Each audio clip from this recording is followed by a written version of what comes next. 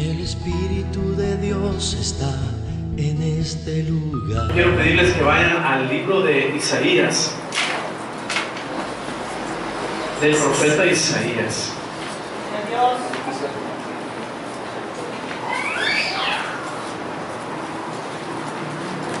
Y vayan al capítulo 6 de Isaías. Y quiero hablarles acerca del llamado de Dios. Del llamado de Dios. Y bueno, quiero que me sigan con su vista. Y lo voy a leer desde el 1 hasta el versículo 8. Desde el versículo 1 hasta el versículo 8. Por favor, me siguen con su vista. Dice así.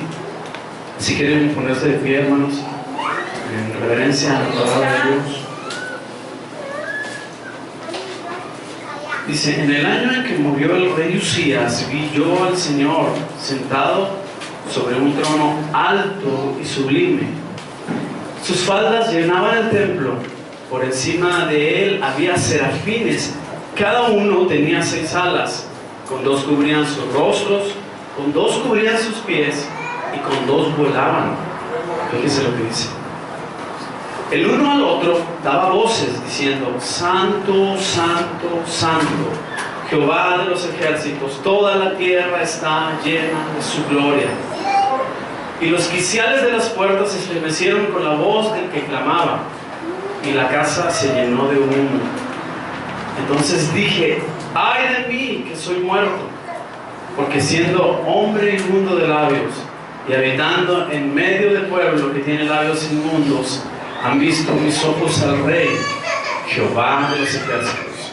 Y voló hacia mí uno de los serafines, teniendo en su mano un carbón encendido, tomado del altar con las tenazas.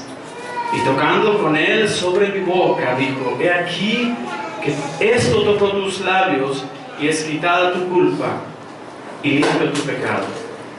Después oí la voz del Señor que decía: ¿quién enviaré y quién irá por nosotros? Entonces respondí yo: heme aquí, envíame a mí. Dios, te doy la alabanza y el honor a ti, porque tú lo mereces. Te pido en esta hora, Señor, que hables a tu pueblo, que toques los corazones de aquel que está escuchando, que abra, Señor, su corazón, que abra su entendimiento, que tu Espíritu Santo hable en esta tarde, Señor, a través de mi vida. Señor, no tomes en cuenta este vaso en su imperfección. Yo te pido, Señor, que a pesar de mí tú hables, a pesar de mí, Señor, tu pueblo pueda ser ministrado y transformado. Glorifícate, Señor. Amén. Tome su lugar, hermanos.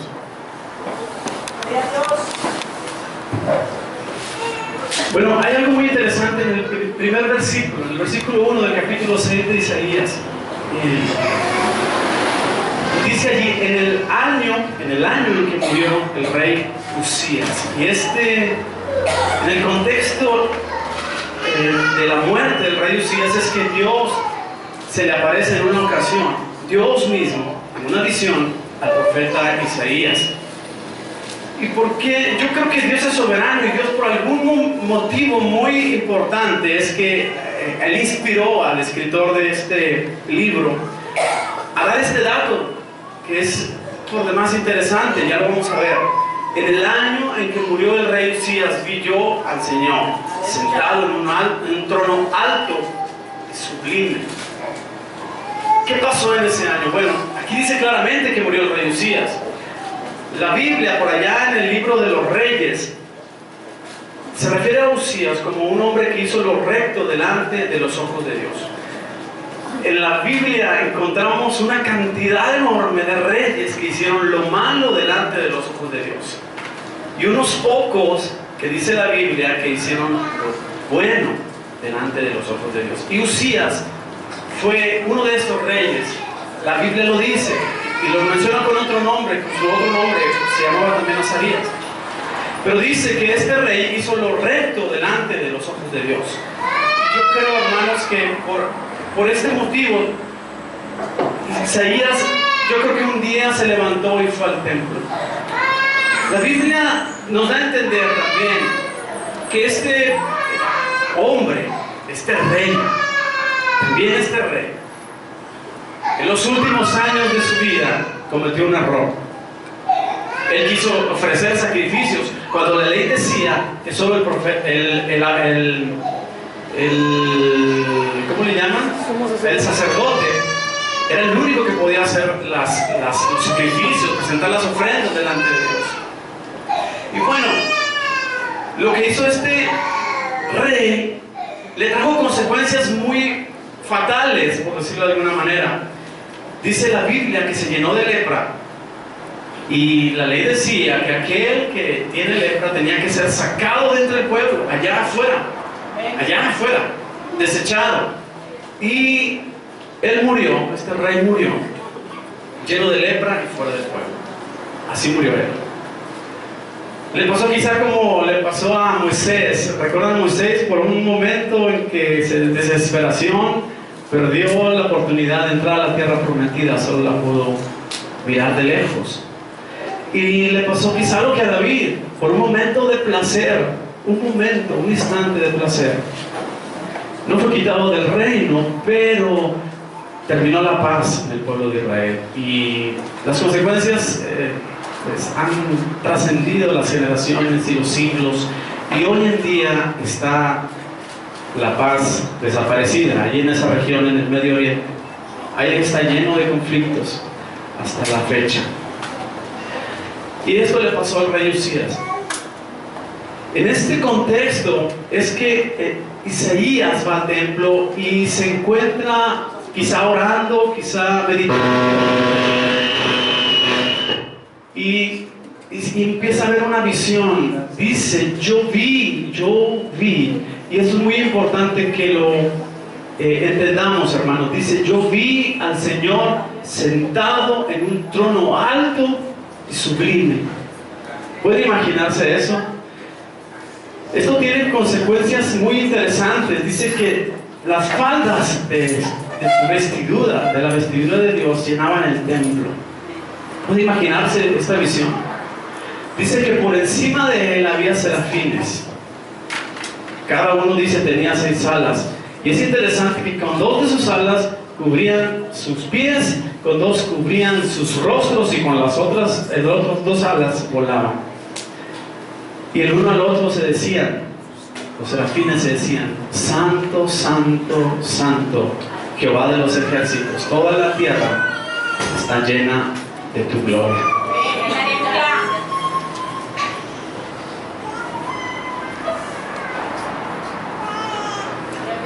¿Cuál era el propósito de esta visión? ¿Cuál era el propósito que Dios se le está manifestando a Isaías en esta visión? El propósito, hermanos, es que Dios lo estaba preparando para una obra que tenía que ser durante los próximos 50 años de su vida. Dios le estaba mostrando su gloria para que él entendiera que lo más importante en el ministerio es mostrar la gloria de Dios, dar gloria a Dios. Y le estaba también enseñando que él tenía que ser un embajador, y le estaba también enseñando que él tenía que ser fiel en ese llamado. El Señor nos ha llamado, hermanos, a ser fieles. Es difícil ser fieles. Es la cosa que hoy en día está ausente en las parejas, en las familias, en las amistades. La fidelidad es algo que brilla por su ausencia. Y Dios está hablándole a través de esta visión a Isaías de estas maneras correctas de llevar a cabo el ministerio. Yo quiero que veamos, hermanos, que entendamos qué es lo que está pasando. Yo al principio les hablaba de una pequeña ilustración, ¿no?, para introducir la predicación de hoy. Y es que cuando alguien ha tenido un encuentro con el Señor, su vida cambia totalmente. La vida no vuelve a ser lo que había sido antes. Este hombre, al mirar ese vislumbre de la gloria de Dios, él se sintió que moría, él se sintió que desfallecía, él se sintió que estaba arruinado, él se sintió sucio, hermano, él se sintió débil, se sintió inadecuado, él se sintió que moría. en el lenguaje original, la mejor forma de describirlo es que él sentía que se moría. Yo no sé si alguien de ustedes se ha como que querido desvanecer por algún desmayo, no sé, pero la gente con la que yo he platicado, que se están desmayando, dicen que sienten que se van y que se van a morir y que no saben si van a volver a despertar.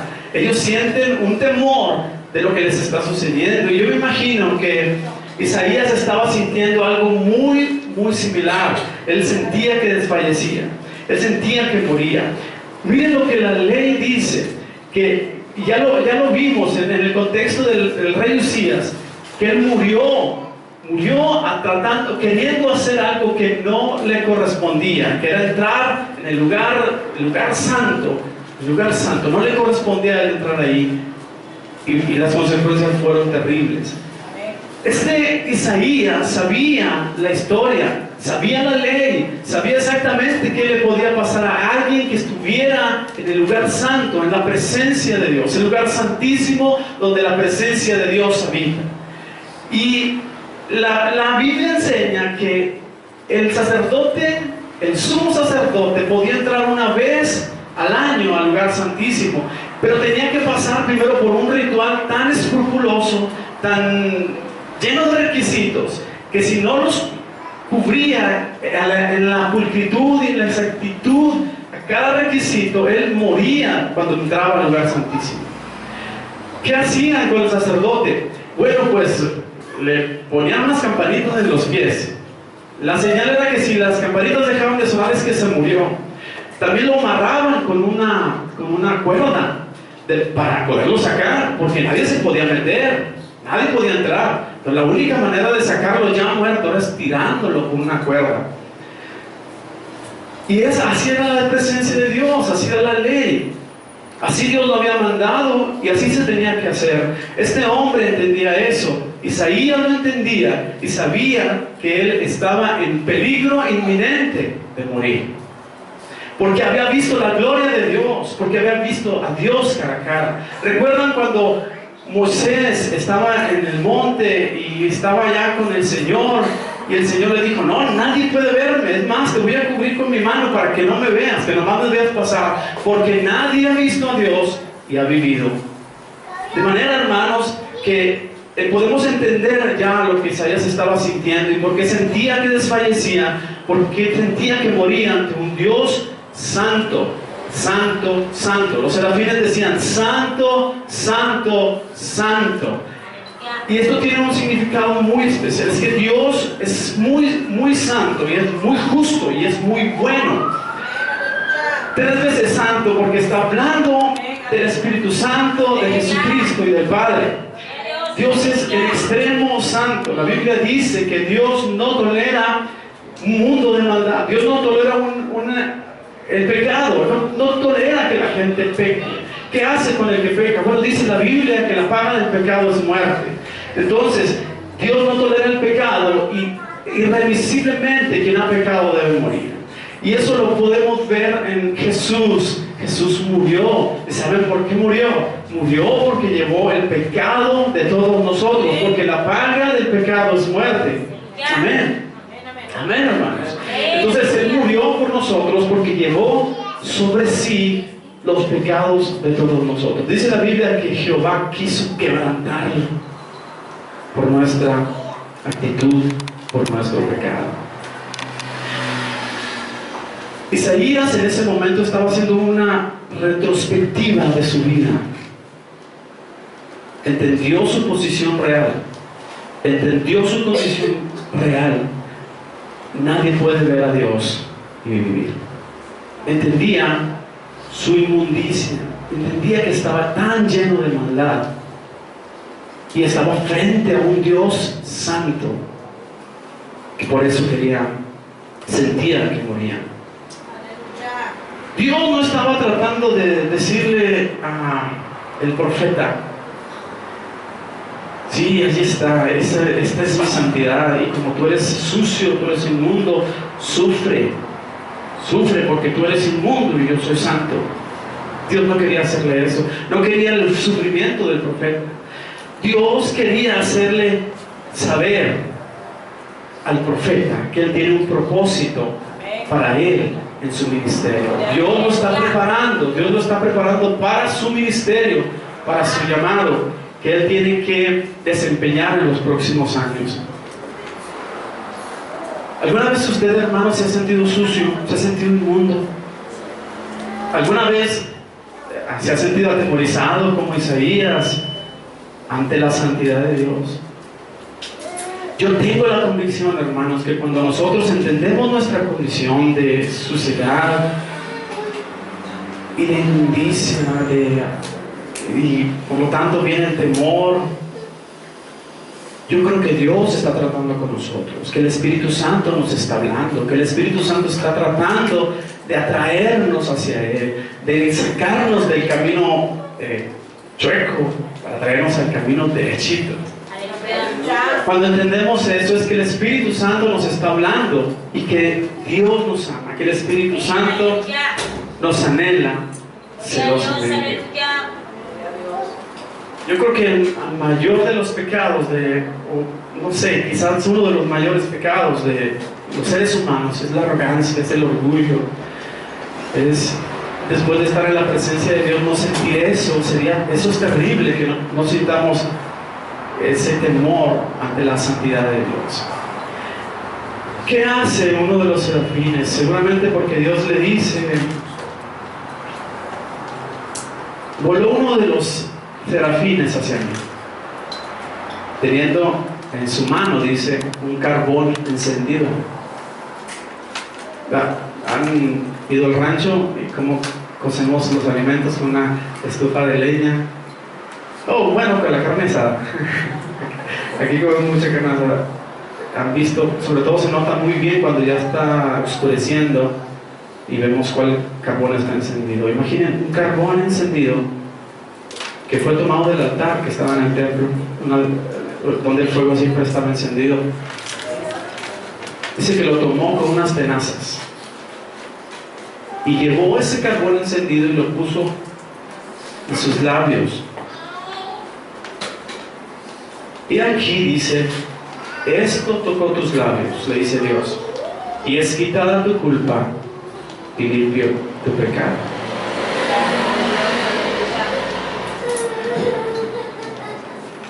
Yo quiero decirles algo, hermanos. Ahora nosotros tenemos a Jesús en nuestra vida. Un día entendimos que éramos pecadores. Un día entendimos que estábamos ante un Dios santo. Y Él nos habló, tocó nuestro corazón. Amén. Nosotros entendimos nuestra condición y Él nos habló. Yo quiero decirles, hermanos, que cuando Jesús estaba en la cruz y que muere por nuestros pecados, dice la Biblia que el velo del templo se rasgó por la mitad, de arriba hacia abajo. El lugar santísimo quedó con acceso a que todos los seres humanos podamos entrar a la misma presencia de Dios, entrar a donde Él está, vivir donde Él vive, habitar donde Él habita. Y las vidas de nosotros fueron transformadas. Dios nos llamó y nos ha dado ahora una comisión. La Biblia dice que nosotros somos embajadores de Él. Nosotros somos portadores de un mensaje. Nosotros no somos los que hemos hecho el mensaje. A nosotros nos dieron el mensaje y nosotros llevamos el mensaje. Nosotros somos embajadores de Dios. Nosotros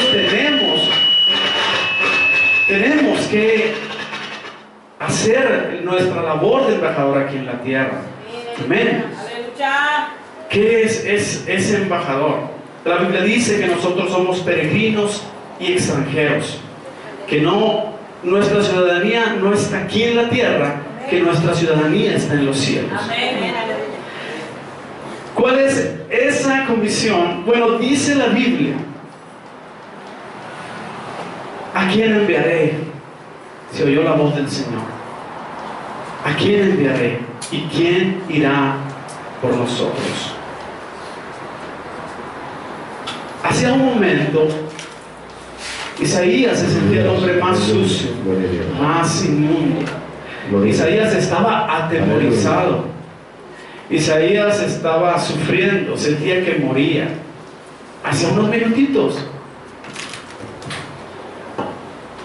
Y mire lo que contesta. Esto está realmente sorprendente. ¿A quién enviaré y quién irá por nosotros?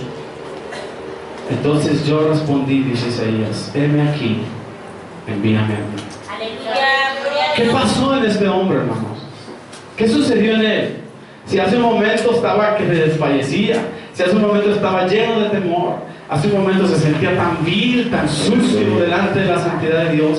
¿Qué fue lo que le pasó? Él vio la gloria de Dios y su vida fue transformada.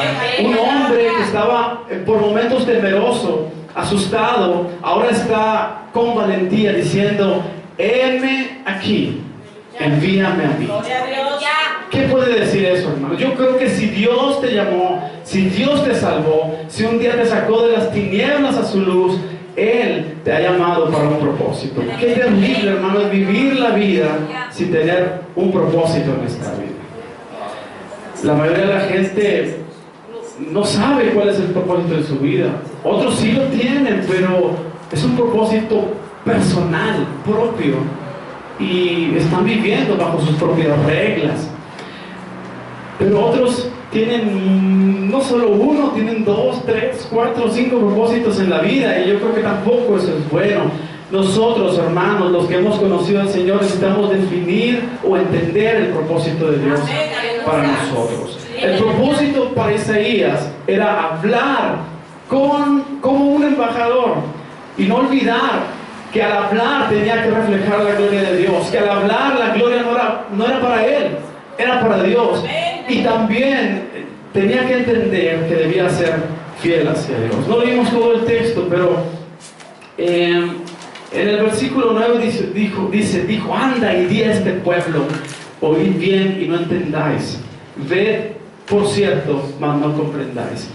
Qué terrible es que Dios te llame. Está interesante que Dios te llame a un pueblo que no te va a oír, a un pueblo que no te va ni siquiera a entender. Eso es terrible, pero ese fue el llamado de Dios a Isaías. Y en ese contexto, hermanos, el profeta Isaías tenía que entender que a pesar de que el pueblo no lo iba a oír y que no le iba a entender, él tenía que ser fiel y hablar como un embajador el mensaje que Dios le estaba dando.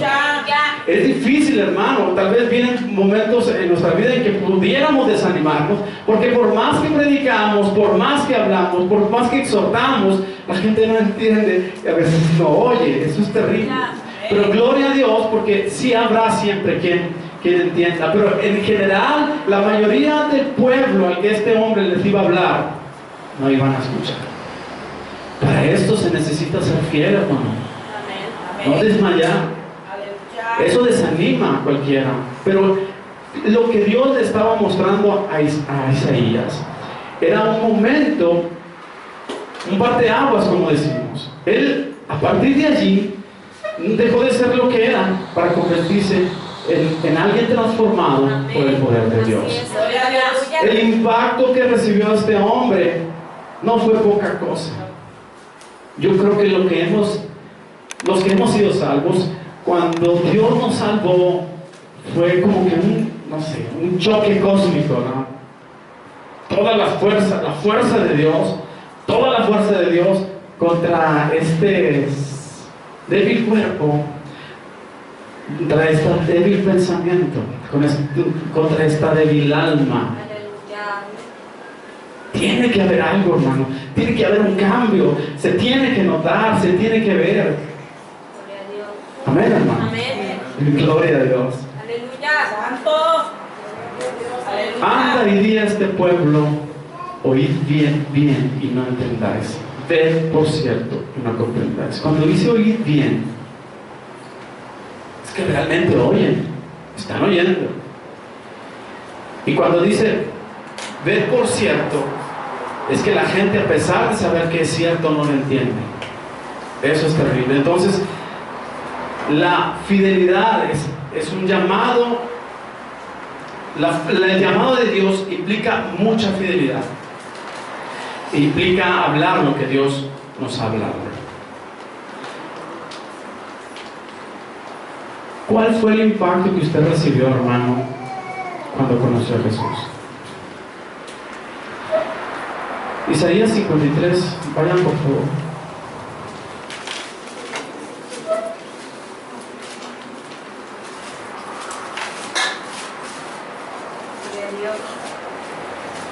Y el primer versículo dice: ¿quién ha querido a nuestro anuncio?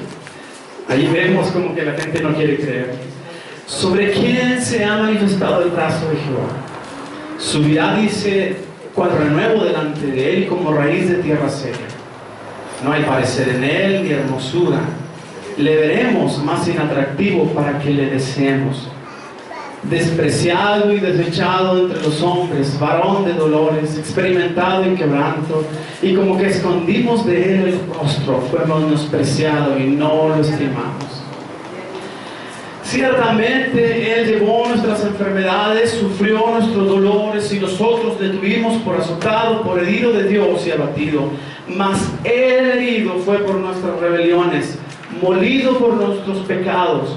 El castigo de nuestra paz fue sobre él, por su llaga fuimos nosotros curados.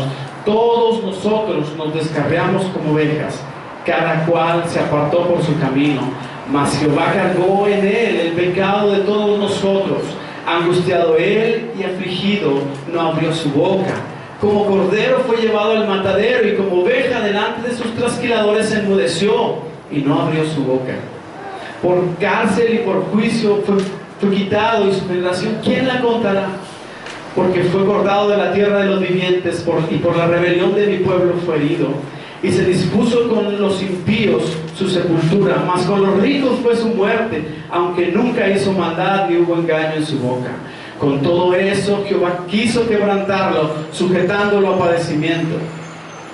Mas cuando haya puesto su vida en expiación por el pecado, verá linaje, vivirá largos días, y la voluntad de Jehová será en su mano prosperada. Verá el fruto de la aflicción de su alma, quedará satisfecho, por su conocimiento justificará a mi siervo justo a muchos, y llevará las iniquidades de ellos. Por tanto, yo le daré su parte con los grandes. ¿De quién estamos hablando aquí, hermano? De Jesús. Este profeta, Isaías, es conocido como el profeta mesiánico, porque da muchas referencias de Jesús. Esta profecía se cumplió como poquito más de 400 años después, en la vida de Jesucristo. Jesucristo murió por nosotros. La Biblia dice que Él se ha despojado de su gloria, vino a la tierra, se hizo hombre, habitó entre nosotros. Y también dice Juan que vimos su gloria, gloria como la del unigénito del Padre, gloria como la del unigénito del Padre. Jesucristo es la gloria de Dios. La cosa más increíble que ha sucedido, hermano, es que Dios vino a la tierra y habitó entre nosotros. Emmanuel, dice la Biblia, Dios con nosotros.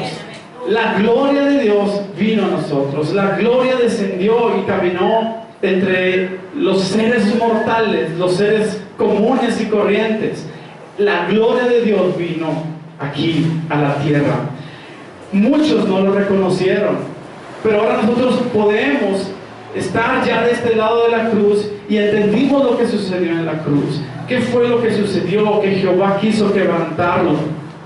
Él fue angustiado, fue herido, fue afligido, no abrió su boca. Como cordero fue llevado al matadero, y como de oveja delante de sus trasquiladores enmudeció, no abrió su boca. Murió por nosotros. Esa es la gloria. Ahora nosotros podemos ver el vislumbre de la gloria de Dios, ya no como lo vio Isaías en esa visión donde vio al Eterno, al alto y sublime, al que está sentado en ese trono.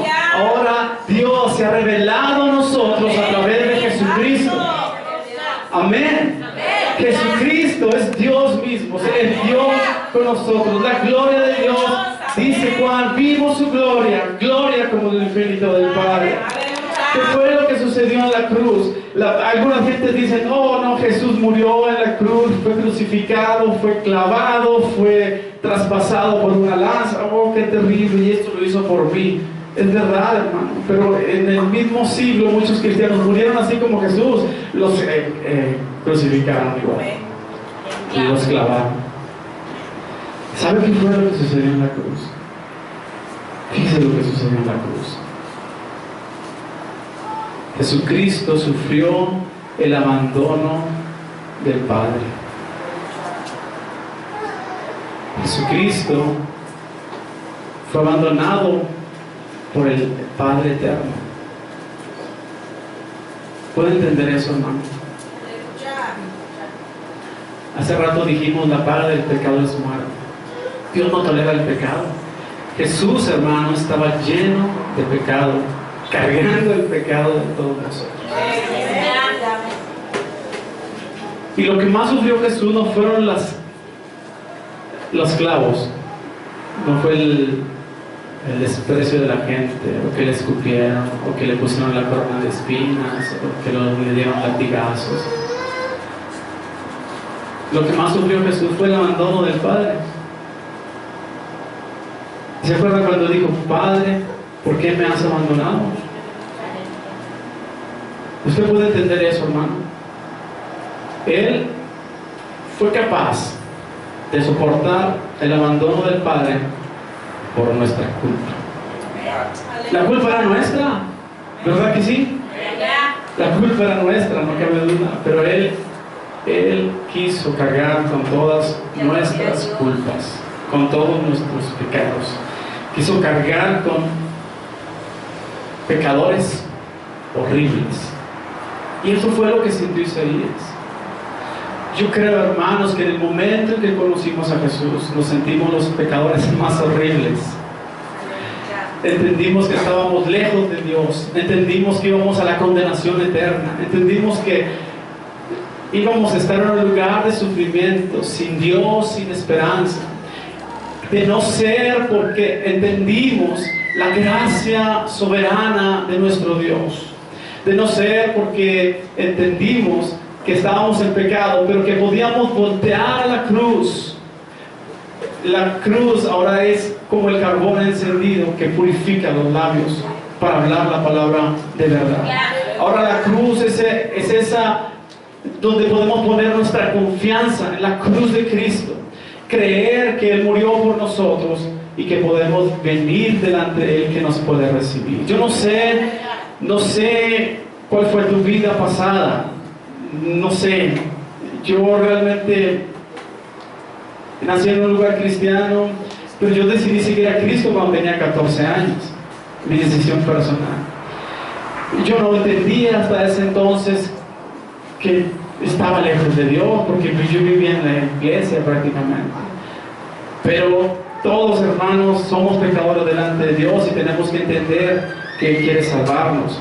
Y tenemos que entender que a pesar de que somos los pecadores más horribles, Jesús quiere salvarnos. Porque de tal manera amó Dios al mundo, que ha dado a su Hijo único, unigénito, para que todo aquel que en Él crea no se pierda, mas tenga la vida eterna.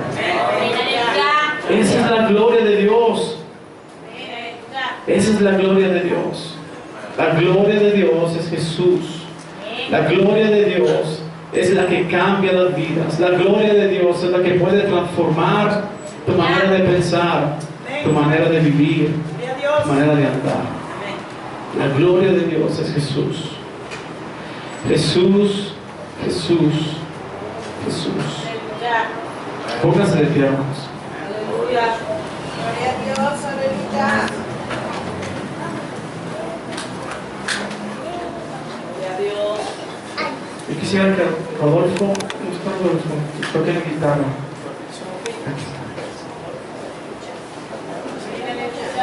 Quiero que cierre sus ojos, hermanos. Para no distraernos.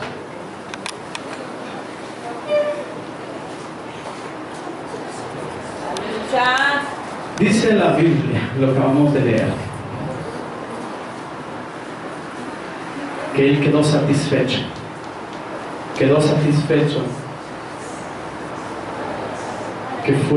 vio el fruto de su aflicción,